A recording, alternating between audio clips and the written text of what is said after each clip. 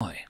I just want to give a quick thanks to the Tier 5 channel members and patrons. Bob the Dragon, Datamagnet, Sergeant Puma, Cat Crab Lobster, and Duck Machine. Thank you very much for the support. It is much appreciated. Story number 1. What do you mean the humans pilot their own ships? Written by Devil Doc. Science Officer Kren, I was just on my way to see you. Lieutenant Kren looked up from his data slate as he heard the ship's chief engineer approach. Kren got up from all fours and sat back on his haunches in parade rest and greeted the commander. At ease, Lieutenant, Commander Sedar said, sitting back on his haunches and rolling his forward joints with exhaustion. I've read your preliminary report on the human fighter craft we recovered from the battle over Antares Fall. I have a few questions, if you don't mind. Yes, Commander. I thought you might have some questions. I suppose you want to know about the human remains we recovered, Kren replied, relaxing his torso, allowing his forepaws to rest between his back paws, his tail curled around his legs in a relaxed sigh of respect. Indeed, Lieutenant. What were humans doing amongst the wreckage? Seda asked, mimicking Kren's posture. Well, it seems the humans weren't just amongst the wreckage, Commander. They were the wreckage, said Kren, leaning forward a bit as he spoke. Seda blinked at him. You're going to have to explain that one. How did we recover human remains? I didn't see reports of escaped craft in the wreckage. No, Commander. The human remains were found in the fighters. Kren pulled his large, pointed ears back conspiratorially. The humans were piloting them. The humans were... What? How? Seda stammered. Actually, then that. The report said 2 humans recovered. How many ships? 7, Kren replied. 2 of which contained humans. Kren leaned back and relaxed. 2 human pilots. I don't understand. Seda sat back on his haunches and pulled his data slate from his pocket. I saw the initial specifications of the craft. They were too small for a bridge, let alone a bridge crew. Commander Seda began to consult his data slate, trying to remember the relative size of a human. The whiskers on his short snout twitched from side to side. Sir, the bridges of the fighter craft were the size but only for a single human. I believe the pilot was the bridge crew, captain, tactical officer, engineering, and helmsman. It flies the craft by itself. Seda looked up sharply, his pupils expanding in shock. But why? If their math and science is so advanced enough to calculate trajectories through warp gates, then surely they can build an AI to handle the ship-to-ship combat like every other civilized species. Oh, they have an AI-piloted ship, sir, Kren replied. 5 of the ships we recovered with no accommodations made for human pilots. The feeds recovered from the battles show the human-piloted ships' variants were accompanied by a squad of AI fighters each. None of this made any sense to Seda. Humans are known for their effectiveness at war and for jealously protecting their territory and people. Since the humans had never lost a battle, their combat technology is largely uncategorized. No, much can be deduced from their defense against the cannon. Much is still unknown about the society since this so recently discovered FTL. But the way that they reacted when the cannon bombarded their worlds from orbit. If they have the technology, why risk their people in direct combat in this way? Seda asked. I was wondering the same thing myself, Commander. I did a little digging, but haven't found much yet. Though it turns out the human bodies have been discovered in the aftermath of the ground assault forces, too. They fight personally, in terrestrial battles in person. Seda was shocked, and the fur standing up on his long tail and spine betrayed that. Yes, sir, they're marines we classified as synthetic life forms were actually humans clad in armor. Clad in armor.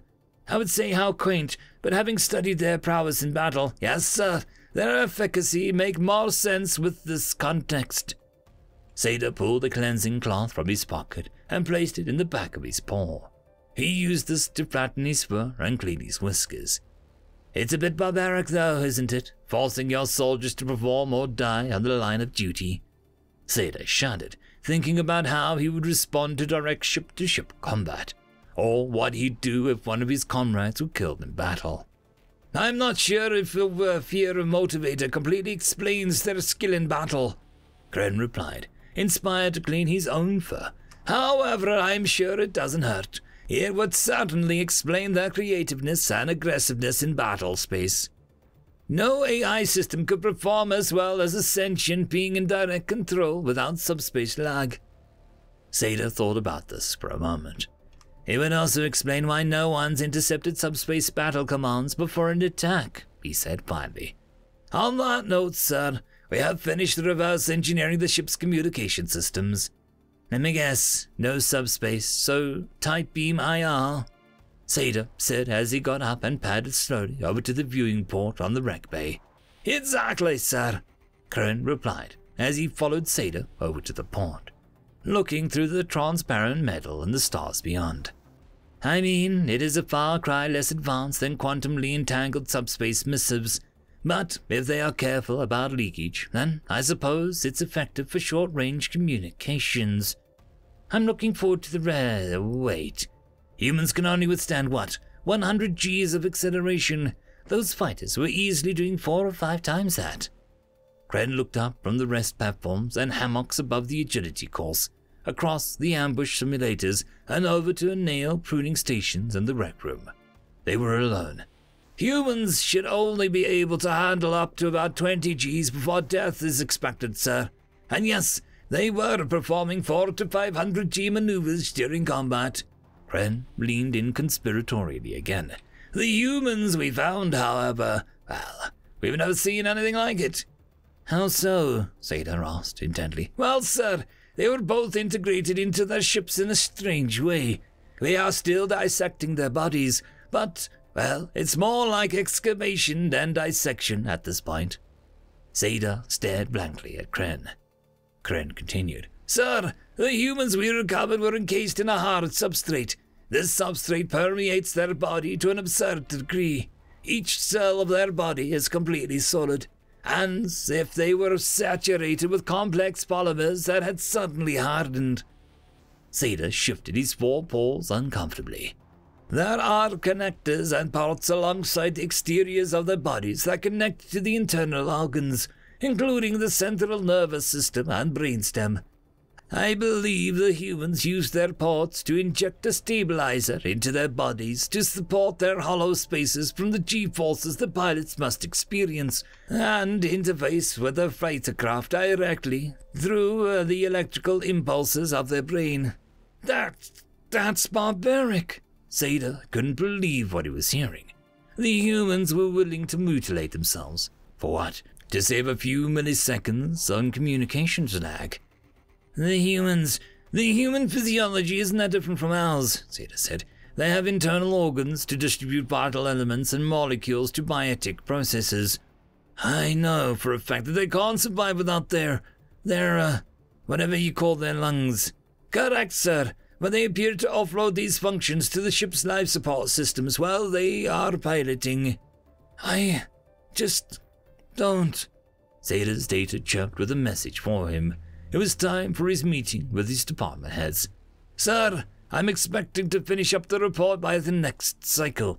Do you want to meet for a lap to discuss it further? Kren asked. Sure, Lieutenant. Though I might have to get started on that drink early, Seda purred in reply. End of story. Story number 2. Paying the Human Price. Written by Echoing Cascade. Grand Inquisitor Sorium was at his wit's end. A fleet Australia had been holding the blockade around all subspace trading routes leading to his people's cradle world for an invented slight to their emperor. Even though his people were mighty warriors, he simply didn't have the numbers to break the siege, and his people were starting to run out of food. No rights yet, but it was only a matter of time. He had no choice but to ask for help, and only one race had the ships and would be willing to help them against the Strali. The humans. But the price would be high.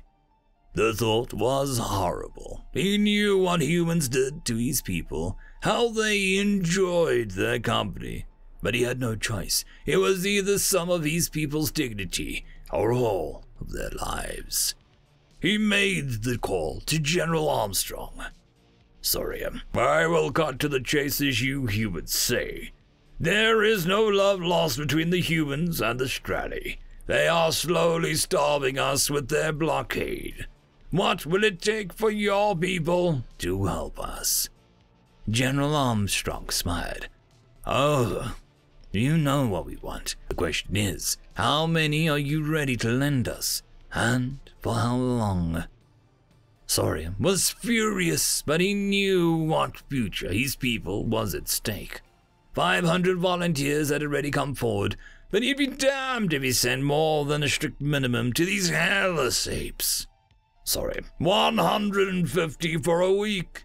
Armstrong, you can do better than that, I'm sure. Sorry, 175 for 8 days. General Armstrong raised an inquisitive eyebrow. Grand Inquisitor Sorium sighed. Sorium, very well. 200 for 12 days, but not a soul more. Armstrong agreed. The 4th and 5th Fleet will begin their assault within the hour. The human general nodded to an unseen person. Grand Inquisitor Sorium turned off his monitor. Now, we had to pick 200 brave men and women to be the playthings of humans. Pauline, General Armstrong's secretary, had been seated at the meeting and, at the nod from the general, sent the attack orders to the 4th and 5th Fleet. They had been ready and itching to attack for a week now. Pauline was going to leave before she turned around and looked straight at the general. Sir, don't you think it's a bit unfair to make the demands of the desperate people? Armstrong. So, you're not going to partake? Pauline blushed. Well, it still feels wrong, though. General Armstrong picked up a picture from his desk and looked at it closely. It was himself in his ceremonial uniform, and on his lap, with the look of murderous rage, was Grand Inquisitor Sorium. What can only be described as a 2-feet-tall chipmunk wearing medieval armor, sporting a long sword at his hip, arms crossed in indignation. Pauline, it's just a petting zoo. I get they fancy themselves fierce warriors, but come on, they're just so bloody cute. End of story.